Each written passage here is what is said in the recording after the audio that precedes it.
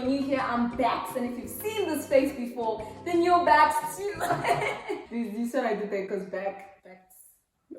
If you're new here, my name is Barbara, and listen, it is an honor and a privilege to have you here. We've been waiting for you. Everyone here is excited to see you. Please have your seat, subscribe.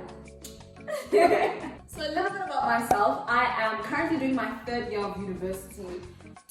One of which I did in real life, and then the other I did in Rona life, which was a bit challenging. And I think the greatest thing that I can take away from the year that happened are the things that you should not do that I did not do when I should have done them. I've also learned a lot from my friends who've recently graduated, and so I thought I would come onto the internet and share it with you. Whether you're in 1st year, your 4th year, your 5th, 2nd year, it's okay, because these tips will help you navigate the online university space. So the first tip that I have for you, and probably the most unpopular tip, is to start a routine now.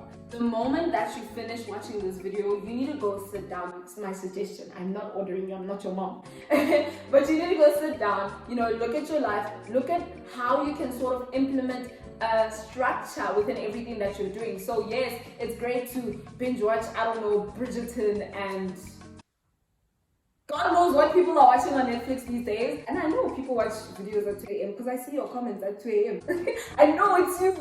The last thing that you want is for your body to be jet lagged when it's time for you to get into school mode. Now it's 5 a.m. but 5 a.m. you were sleeping. That was your sleep time. It was the time you went to bed. But now it has to be the time that you wake up in the morning because you've got a 7:30 online lecture. So my suggestion to you, especially if you're in 1st year, with the other people, they forget them. But with you, it's important because you don't know whether you're going to get 7:30 classes, you don't know whether you're going to get 8 o'clock classes, you don't know what time your classes are going to start. So if I were you, I would start implementing a routine of waking up early, followed by some sort of exercise or just a structure, a sort of morning routine that you follow, so that when school starts, you're not the person rolling out of bed and into a lecture. Because trust me, if you're going to wake up 10 minutes before your lecture starts, yeah, it's fine. You don't have to shower, you don't have to bath, you don't have to whatever. That's your personal situation, right? But when it comes to the actual lecture, you want to make sure that you're up at least an hour before your lecture begins, so that you're alert and awake and on the money. When the lecturer asks questions, it's you. You must answer. Let us strive to be the people who answer the lecture. Okay? My second tip that ties in with the first one is to make sure that you're doing something productive between now and school. You want to get into the habit of working and not lazing around and doing things as and when they come, because trust me, you're going to regret it once school starts. For me, I've got YouTube. I was busy editing this video for you for 2 days. Do you understand what I'm saying? So it's 2 days of scheduled editing work, 2 days of graphic design, on thumbnails, on intros, on things that I have to do. I've got lots and lots of, you can call them part-time jobs, freelance jobs, whatever you want to call them, which obviously requires a lot of planning and a lot of discipline so that I get those things done. These are habits that you want to carry into your online semester. See where I'm going with this? The last thing that you want to do is find yourself in a position where school now starts and you have to force yourself to work, you have to force yourself to be productive, force yourself to do things. But that kind of discipline is best built now. Google Calendar and Google Tasks are your friends. If you get the mobile app, it is 10 times better than using it on your laptop. I always start out on my laptop and then I move onto the app. When I tell you this app is gold, I'm not lying. And the best part about it is, if you are that person who's been saying, I'm going to start exercising, I'm going to start coding, I'm going to start, I don't know what it is that you want to start doing but you just don't have enough time for, then this app is for you, because it allows you to do all of that in one. So basically, after you've filled in everything that you need to do throughout your days, then you can click the find time button and Google Calendar will literally find a time that is suitable for you to do what it is that you don't have time to do. I'll do a detailed video on how I plan my week using Google Calendar, and I'll link it up here if it's already posted. Otherwise, you can find it up next because it will be my next upload. So if you stay with parents of African descent, I think it is important that you sit down with them and have have a conversation and agree with them before the semester starts. So get into the habit of saying, Mama, today I'm going to wash the dishes for breakfast, for lunch, and for dinner. This is my schedule for school. This is when I have classes. These are the assignments that I have due. I will come and sweep the house at this time. I will come and mop the roof at this time. I will come and sweep the pool at this time. However, I kindly am making you aware. I had to think about my words. I kindly am making you aware that during these hours, I will be in school, getting the degree and education that will allow me to be the successful child that you want to be proud of. Is that cool, Mom? I know you understand. Tailor that according to your parents, and just agree with your parents before your school day starts, before your school week starts. Sit down with them, show them your timetable, show them that you're diligent, and study in front of your parents so that they can see that actually you're working. And I say agree with your parents because it's tricky, you know. You'll be in online classes and then your mom will come like, who do you think must cook dinner now? What are the children going to eat? But had you agreed with your mom prior to the time, none of this would be hopefully. Let's pray. Let's just pray, okay? How are you halfway through this video but you haven't subscribed yet? That's crazy. Why don't you even click a like? Subscribe, it's free, you can afford it. Come on. Make time for breathers during your lectures. So for me, when I checked my health app, I saw that when I was on campus, I walked like 40 million thousand steps more than I do now, which means I'm not getting much the exercise that I need, which means my brain is not oxygenized. That's what they taught us in LO, guys, in high school. They taught us that your brain is oxygenized when you walk, when you dance, when you do any physical activity. So my suggestion is that in the little breaks between your classes, you have little breathers so that you are not overwhelmed and frustrated. If your house is big enough, then switch locations during the day. In the morning, maybe when everyone is still sleeping, you can use the living room like I'm doing right now. And then in the evening, when everyone starts running around, making noise, licking your face, you can move to your bedroom where it's more quiet, more private, and more focusable. But make sure that your room obviously is conducive for a studying environment, because the last thing you want is... Bro, just go, bro. Right now, hurry up. Hold on, do it. Yeah. Oh my God. Take a quick walk around the house. Take a walk down the stairs of your flat.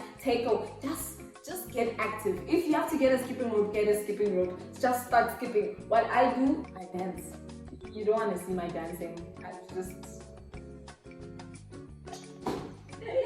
By the way, thank you so much for subscribing earlier. I really appreciate it. I felt it when you hit that subscribe button over there. Find out what your learning style is and your rhythm while it's still early. Something that Dr. Nena Letete once said is that what he realized is that he's more productive. I think he said he was productive in the night hours. I can't remember if it was night or early morning or late afternoon or whatever he said. The point was to find out what time of the day is your most alert and most productive day, and make sure that you capitalize on those hours and use those hours to study. Because the last thing that you want, and I would know this, I am a culprit of this, studying for hours and hours and hours on end, and then getting to the end of the 8-hour study session and realizing that you know absolutely nothing. And this can all be solved by figuring out what time is your most productive time, as well as your learning style, so that you're not wasting hours on end studying for nothing. Don't be afraid to cry. It's okay not to be okay, but it's not okay to not be okay for a prolonged period of time.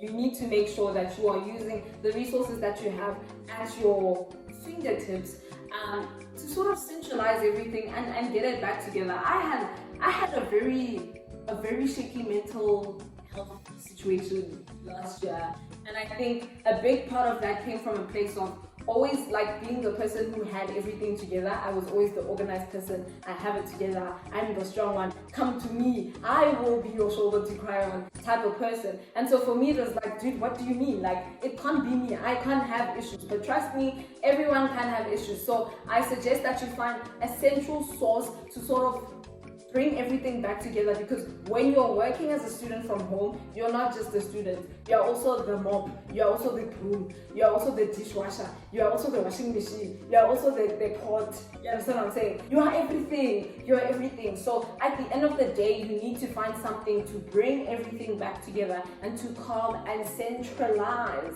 yourself. And for me personally, it's Jesus. What you want to that information? Sorry, I'm so sorry for butting in again. I just wanted to mention, now that you are already at this point of the video, you might as well share it with your friends while you're done, because obviously it's helping you, otherwise you wouldn't be here. Let's just do it in the spirit of Ubuntu. If you don't know what Ubuntu is, Google it. You should do it. Try it, because Mandela Ubuntu. The last thing is to find yourself a virtual study group. Now for me on campus, being in libraries and being in situations where a lot of people were studying around me sort of created the atmosphere for me to get focused. I know it's very difficult, especially now, to be sitting and working while people are watching movies, and then they come and knock on your room and say, Barbara, we miss you, come watch movies with us, you never spend time with us, you're always in the... It's hard, guys. It's really hard to stay focused in that situation. And so in order for me to remain centered in accountability and the likes, I found myself a study group, and this didn't necessarily mean starting a whole WhatsApp group chat and sharing answers and doing illegal things that are not of God on that group chat, but a group that you can meet with over Zoom or Google Hangouts, Google Meeting, I don't know, just a conference call app, Skype type situation. You see what I did there? Skype type situation. But a Skype type situation where you can sit together, keep each other accountable and study. You don't have to speak to each other, you don't have to make jokes, you don't have to speak about the weather. You just open the laptop and study, so that there's that atmosphere of we are focused, we are together, we are doing this thing. And obviously do it with people that you trust or people that you don't trust, because it's desperate times. Alternatively, if you're not comfortable and you don't know where to start with finding a virtual study group, there are tons, and I mean tons, of virtual study with me videos on YouTube. So I've got like 2 on my channel. I plan on making more, because even for me it helps. So if you're a YouTuber and you've got your own YouTube channel, then I'd suggest also getting into the habit, obviously if it matches with your content, but getting into the habit of making study with me videos, because the amount of focus, guys, the amount of just that comes with knowing that 1,181 people are watching you study right now, and if you're going to be clowning around and playing jokes, those people will know. And then tomorrow, it's going to be you. My phone is my camera, which means that I can't play games on my phone if it's filming. You get what I'm saying? So sort of put yourself in an impossible situation. I know another thing that I used to do was take my phone and put it in my mom's bedroom just before she leaves and goes somewhere, because I know she's gonna lock her room when she leaves. Now my phone is locked. Now what must I do? Because my phone is locked. I don't have a choice. Now I gotta study. So make sure that you turn your phone off, especially in a test situation, because the last thing that you want is for people to be sending you incriminating things during an exam, and then when they get incriminated for being criminals, then now you are also incriminated because remember, WhatsApp is for everybody now. They're laughing in headquarters, looking at your friends' wrong answers because they know the answers because they are WhatsApp and they saw the golden questions. Well, probably not, because that person didn't put it on WhatsApp. Exactly. The last thing that I would do to prepare for the online semester, especially as a first year, is to not be afraid to reach out. Reach out to your tutors, reach out to people in your res, reach out to your house committee, your res committee, your leadership of the res, your cousin, your dog, everyone. Just reach out to everyone, because there are people who are willing to listen, there are people who are willing to help you. Whatever it is that you are dealing with, there's absolutely nothing that is beyond repair.